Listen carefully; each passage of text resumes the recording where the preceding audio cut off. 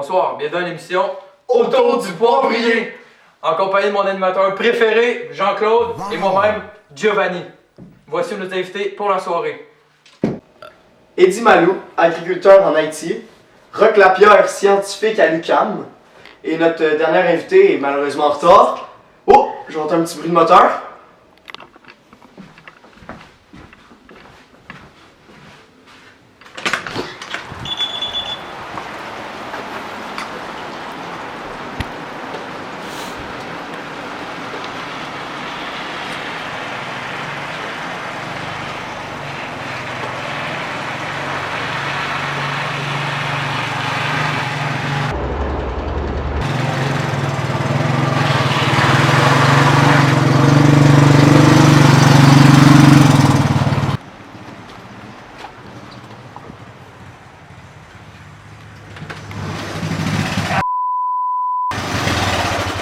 C'est qui veut pas que j'apporte d'alcool? C'est une émission de Allô?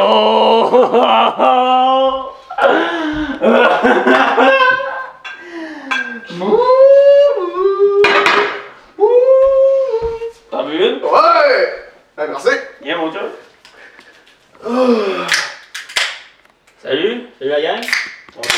Ça va? Oui. Ça va bien, ça va bien? L'entrevue de ce soir va tourner autour de la question éthique suivante. Devons-nous nous adapter au changement climatique? Pour commencer l'entrevue, nous allons poser une première question à nos invités. En quoi les changements climatiques affectent vos habitudes de vie? Eddie Malou. Tout d'abord, en 2008, de août à septembre, notre pays a été frappé par 4 cyclones du nom de Anna, Faye, Ike et Gustave. L'Haïti, mon pays, est l'un des pays les plus exposés aux conséquences. Le 12 janvier 2010, comme vous l'avez connu, un tremblement de terre de magnitude 7, c'est le séisme le plus meurtrier. Beaucoup de bâtiments ont été détruits. Nous avons eu au moins 300 000 morts et 300 000 blessés et environ 1 million de sans-abri. En octobre 2010, à cause de notre pays était rendu vraiment pauvre, nous avons eu une épidémie de choléra, merci. Et plusieurs personnes ont décédé. Et en 2016, nous avons eu un ouragan du nom de Matthews qui a détruit Méchant et inondé un peu notre pays. Nous comprenons votre point.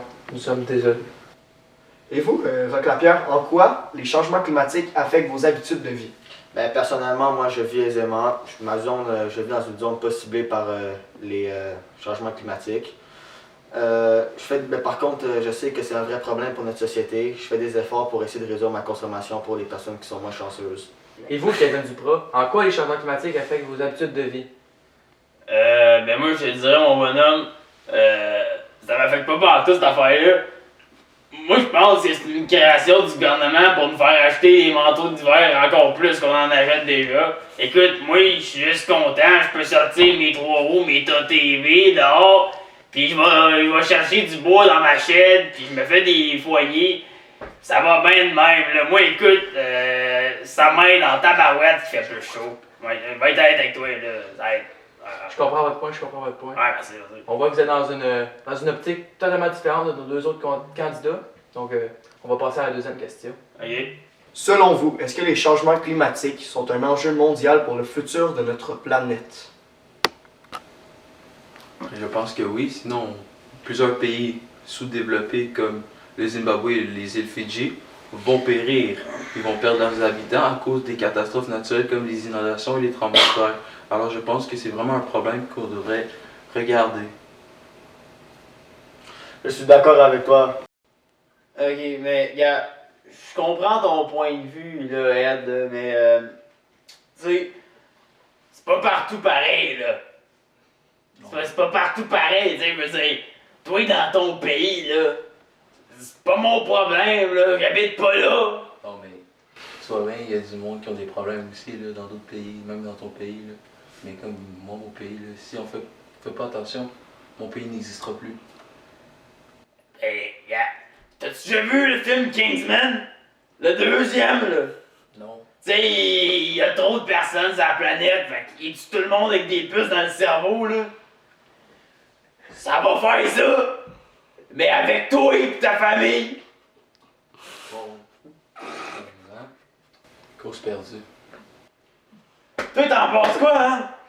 Ben, je trouve que Eddy a bien plus raison que toi. C'est vrai que le changement climatique, c'est un vrai problème pour nos générations futures. Puis c'est à cause que le cycle du carbone, c'est un cycle vicieux. Le plus que nous en libérons, le plus qu'il y en a qui se fait relâcher. Parce que quand la glace à fond, le carbone enfermé dans la glace va se libérer puis va retourner dans l'atmosphère, ce qui va faire un cycle où est-ce qu'il y a plus de carbone, plus de chaleur, puis ça va recommencer. T'as pas écouté tantôt, là? C'est plus toi qui n'as pas écouté. Je te l'ai dit! C'est le gouvernement qui veut juste nous vendre plus de manteaux d'hiver. Je travaille pour le gouvernement, puis je sais que c'est pas ça qu'ils veulent. Ben, c'est pour ça, ils te font un lavage de cerveau avant de t'engager eux autres. Si tout le monde sur la planète penserait comme lui, on va atteindre le pire scénario. Puis le pire scénario, c'est 7 degrés de plus qu'il y en a en ce moment en 2100. Puis ça veut dire que le pays d'Eddie va être en dessous de l'eau. C'est même pas assez pour déneiger et traiter l'hiver 7 degrés de plus. Faut plus de chaleur. Faut plus. Donc, pour conclure l'émission, je vais demander à chaque invité de résumer son point de vue et de donner une solution finale face à l'enjeu qui tourne autour de la question éthique. Que devons-nous faire pour s'adapter au changement climatique? Eddy Malou? Je crois que nous devons s'adapter à des changements pour limiter la production de CO2 maintenant, car plus tard, ce sera l'apocalypse. Bon, pas l'apocalypse, mais...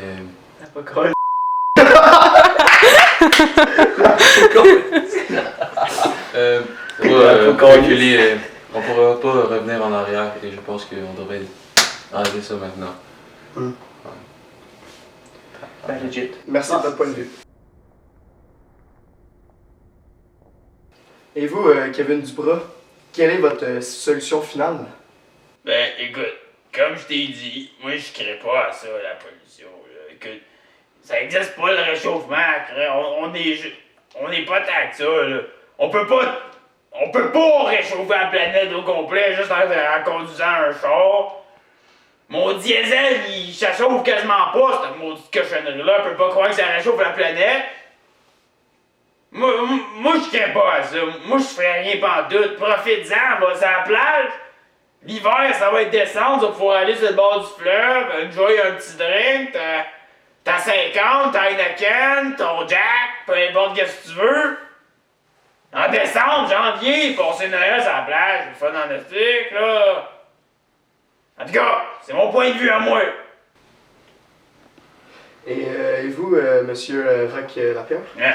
Moi, je propose un entre les deux parce que les solutions d'Eddie sont beaucoup trop extrêmes et les solutions de Kevin sont 100% insensées. Ben voyons, tu connais rien, toi. Je suis un professionnel dans le domaine. Si nous arrêtons toute la consommation, toute combustion de CO2 demain, par exemple, ben, l'économie va être détruite. Tout notre mode de vie va devoir être changé sur le coup, puis on va pas survivre à ça. Puis si on fait rien, le pire va arriver, puis on va se cuire nous-mêmes sur la planète. Fait que moi, je propose l'enjeu mondial qu'on a en ce moment, où ce serait d'essayer de réduire notre émission, de garder notre émission de CO2, la température de la planète en dessous de 2 degrés, dans ce moment. Mais ce serait pour le mieux possible, ce serait à 1,5 degrés. Donc, vous proposez des actions graduelles. Des actions graduelles, oui. Si c'est trop brusque, ça va pas marcher. Êtes-vous d'accord avec moi? Non. Donc, pour conclure l'émission, nous devons en venir à une conclusion globale qui va réunir nos points de vue pour faire un point de vue final. Donc, je pense à faire l'unanimité. On va prendre les idées de notre scientifique expérimenté qui nous a amené plein de bons points par rapport au réchauffement climatique. Il faut y aller graduellement pour ne pas faire de boulettes en cours de route. Ouais. Donc, je pense que tout le monde est d'accord avec ça. Moi, je pense qu'on est arrivé à un consensus. Si vous êtes d'accord qu'on est arrivé à un bon consensus avec les idées de Roch Lapierre, mettez votre main sur le poivrier. Allez, Kevin, on t'attend.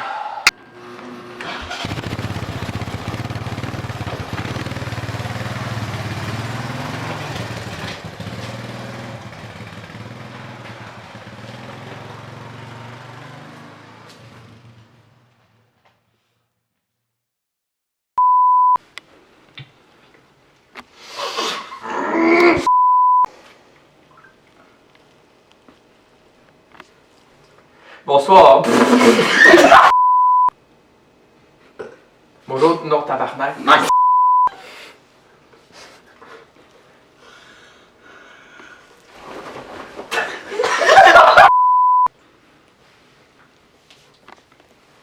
Bonsoir, bienvenue à l'émission. Faut-tu. Non, Chris! Quoi que c'est passé? On n'a pas entendu l'eau, nous, là! Ben oui! Puis là, qui te pose la question?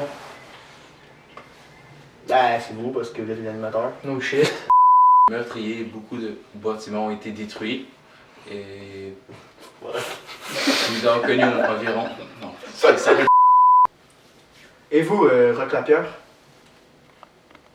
Ben là, ce serait pratique. Faut que tu dises la question, crétin. Il est pas au texte, c'est. Il est là. J'ai envie de cramper. Et vous, Rock Lapierre, en quoi vous êtes. Ah, c'est tabarnak. Ta gueule, C'est la question à Maurice. Des farts. Donc, pour conclure l'émission. Je me concentre, tabarnak. Non, ça marchera pas, ce coup-là. Donc, pour conclure. Vas-y, J'ai vas-y, bégayé. vas-y. On peut continuer? Non, c'est pourri au refait parce qu'il fallait que tu dises CO2, fallait que tu dises. J'ai parlé de CO2. Non, j'ai fucking tard! Donc, nous devons avoir une opinion commune. Je crois que ça fait l'unanimité. L'unanimité, enlève ça.